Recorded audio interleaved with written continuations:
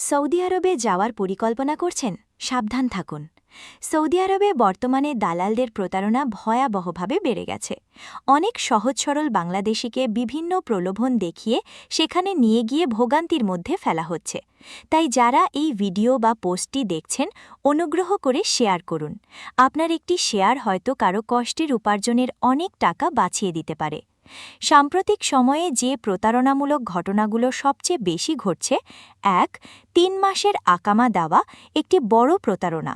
দালালরা অনেককে ৩ মাসের আকামা দেখিয়ে সৌদি পাঠাচ্ছে, কিন্তু বাস্তবে ৩ মাসের কোনো আকামা নেই। আপনি সৌদি আরবে প্রবেশ করলে সরকার স্বাভাবিকভাবেই ৩ মাস থাকার অনুমতি দেয়। এটাকেই তারা আকামা হিসেবে দেখিয়ে মানুষকে ঠকায়। ২. প্রতিশ্রুত কাজ দেওয়া হয় না। যে কাজের কথা বলে পাঠানো হয় সেই কাজ ৮০-৯০% ক্ষেত্রে মেলে না। অন্য ধরনের কঠিন বা কম বেতনের কাজে বাধ্য করা হয়। ৩.